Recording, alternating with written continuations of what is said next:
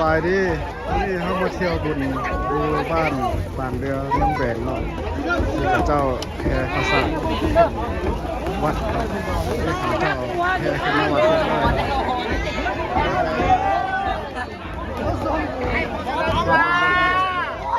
มึงหิวดิมาได้ดูจะพาเบิ่งบรรยากาศรอบๆนี้ฟุตบิ้ว ไปไหนกลับมา สบายดีฟุต มันจับจะได้ นี่ฟุตมาเบิ่งเขาเทศบุญเนาะ นั่งไปเว้ยไปนอนไปเว้ย แล้วจะถ่ายไปเลาะถ่ายกับบรรยากาศรอบๆเห็นมันเนาะไม่ถ่ายนั่นคือวัดเดียว จะไปดับหูจะไปดับหู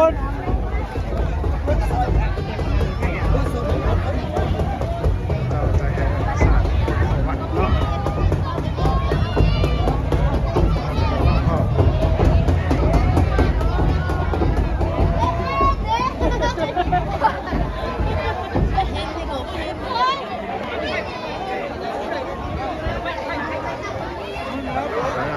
ภาษาเขาก็จะประดับประดาเป็นนี่ก็เป็นสัตว์ปูของเขาเองทานไปหาปู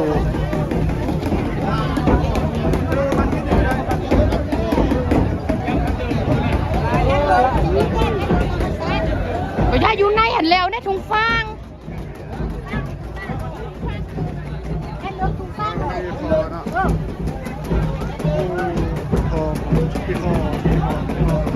ใส่แว่นนี่ก็จะเป็นเครื่องโฮมทานเดี๋ยวเอามาทาน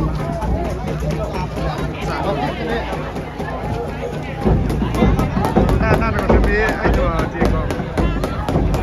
แล้วภาษาก็จะประดับประดามีกล้วยมีเสื้อผ้า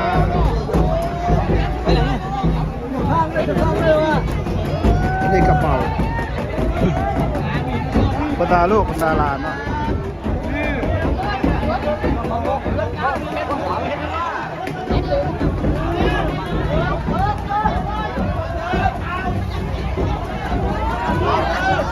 แล้วนี่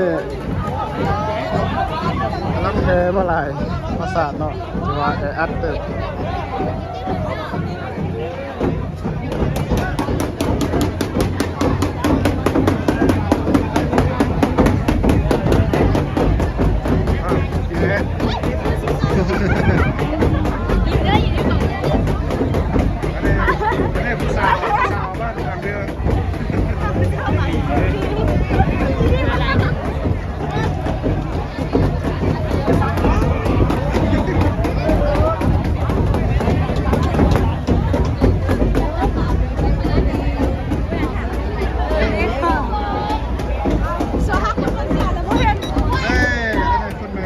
อยู่บ้านหุ่นว่าจังสิเห็นเลยเห็น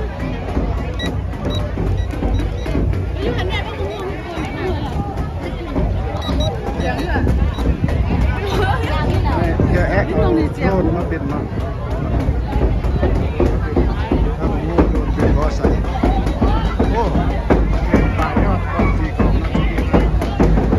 ต่อไปเบิ้ล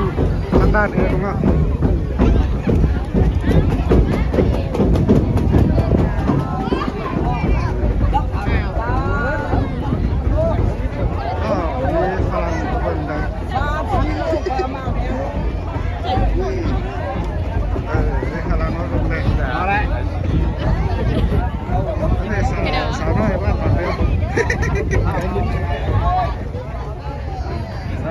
บอล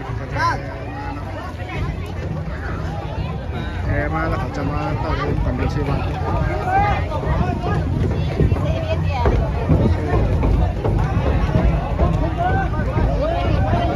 ขาก็วิ่งไกลอยู่เลย จะมาอยู่ปลูกไผ่ปลูกมัน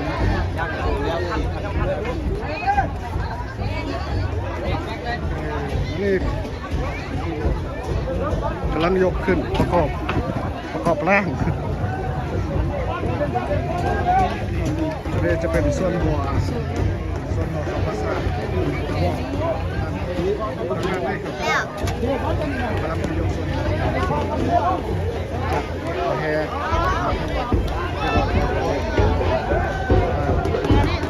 ฮะของมันเราจะ บอกว่าประตูเขาเนี่ยมันโหด ก็สาวมากไปเลยวันไหนครับ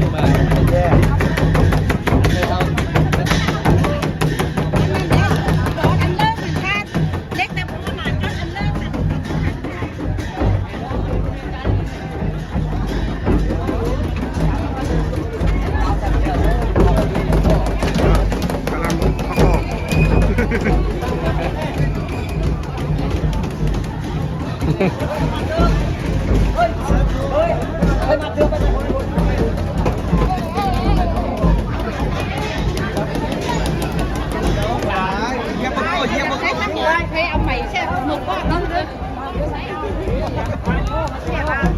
มาตัวนี้ก่อนตัวนี้ไปซ้อม อัด ก่อนดีกันต้องไป ส่วนคนมาหลายเนาะ ยายได้ถอยดู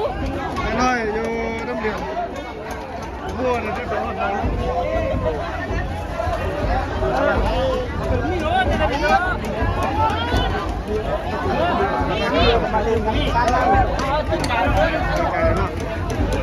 โอเค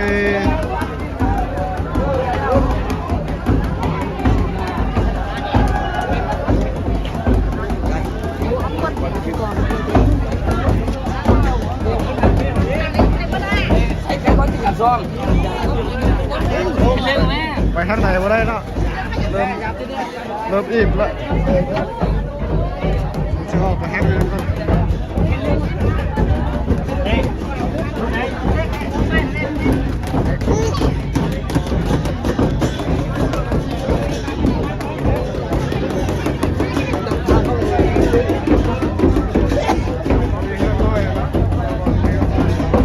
เดินหน่อยเดินหน่อยเสือ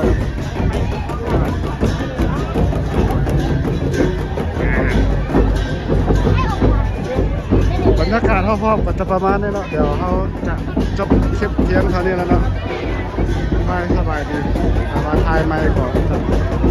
อาจจะเป็นไม่ได้ทายก่อนเริ่มติดตามไปแล้ว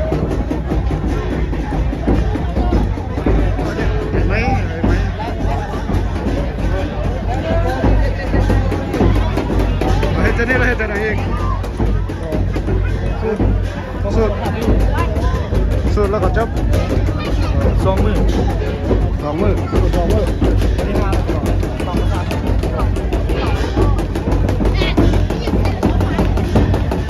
จบคลิปเพียงเท่านี้นะแล้วก็บ๊ายบายสบายดีครับโอเคจ้า